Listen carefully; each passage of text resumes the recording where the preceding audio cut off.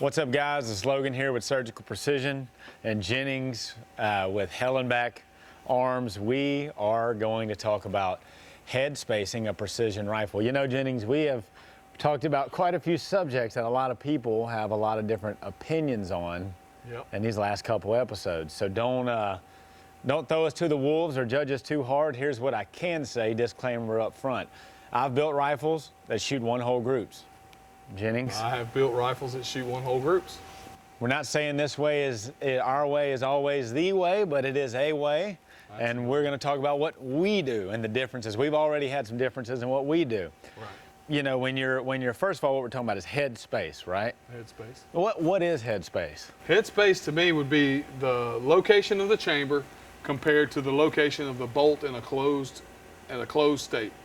Right. Face of the bolt to the face of the case, location of the chamber. Right, and that's the proper definition of it. A way for me to visualize it has always been, I think about how much space between the shoulder of my piece of brass and the negative recess of that on the chamber. It kind of nets, that's how much gap is going to be in there. It's just another way of thinking about it, right? Right. So it's basically how tight your chamber is what it is, right? Right.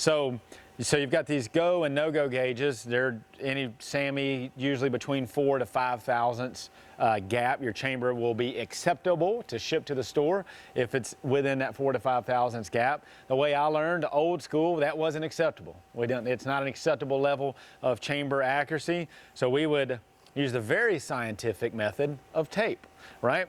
Tape, generally Scotch tape's about 2 thousandths of an inch thickness. I measure this here, it's 2.5 thousandths. I know you can't see that, but it is. It's actually pretty consistent. We take that tape, we put it on a piece of brass, but we take a razor blade and cut all the edges off of that tape. Try not to cut my finger here. So we cut all the edges off of that tape, and now I have a 2.5 thousandths spacer on the back of that piece of brass. So I could put the brass into the chamber, torque the action on, and I know that and I would torque it to where my bolt handle just barely, it doesn't drop. I feel it lock in and it doesn't drop and it's touching that tape.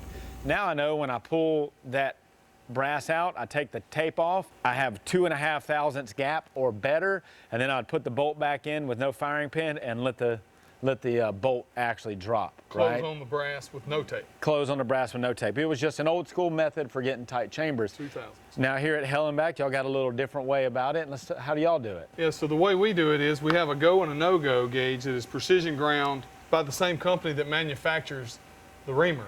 So you have 4 thousandths difference from the taper where the case locates to the back where the bolt hits.